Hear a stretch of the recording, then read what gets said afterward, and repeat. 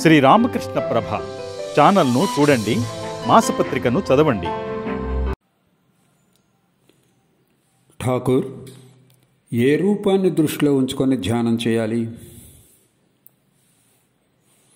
ఏ రూపం చేత ఎక్కువగా ఆకర్షితుడవుతావో ఆ రూపాన్ని మనస్సులో పూర్తిగా నిలుపుకో. అన్ని రూపాలు పరబ్రహ్మమే అని గ్రహించినవాడు కృతార్థుడవుతాడు. మానవ రూపంలో ఉన్న అవతారాలన్నీ ఆయన నీడలు మాత్రమే అని గ్రహించాలి. భగవంతుణ్ణి మనం కళ్ళతో చూడగలమా? దైవకృప కలిగినప్పుడు దేవుడు దివ్యనేత్రాలు ప్రసాదిస్తాడు. ఈ భౌతికమైన కళ్ళతో చూడలేం. అర్జునునికి కూడా దివ్యచక్షువులు ప్రసాదించి పిమ్మడ తన విశ్వరూపాన్ని ప్రదర్శించాడు కృష్ణుడు. రాగభక్తి కలవాడికి దైవకృప తప్పకుండా సిద్ధిస్తుంది. ప్రతిఫలం ఆశించకుండా ప్రేమించటం వీరి స్వభావం. స్వామి, మేమంతా సామాన్యులం, ఎన్నో పాపాలు చేస్తుంటాం, మా గతి ఏమవుతుంది?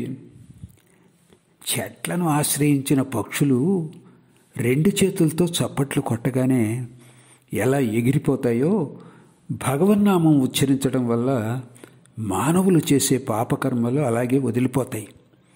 భగవన్నామమే చప్పట్లు, పాపాలే పక్షులు. శరీరం చెట్టు లాంటిది.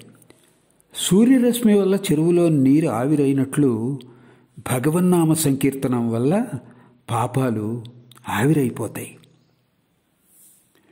మహాశయ, దేవుడు మమ్మల్ని సంసారంలో ఎందుకు దింపాడు? సంసారం కర్మక్షేత్రం. కర్మల ద్వారా జ్ఞానాన్ని సముపార్జించవచ్చు.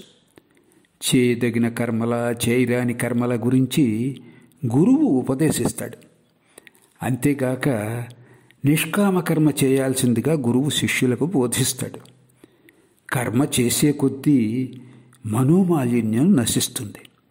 సమర్థుడైన వైద్యుడి సలహా మేరకు ఔషధం పుచ్చుకొని రోగాన్ని నయం చేసుకోవడం లాంటిది అది. అయ్యా, భగవంతుడు మమ్మల్ని సంసారం నుండి ఎందుకు విముక్తుల్ని చేయకున్నాడు?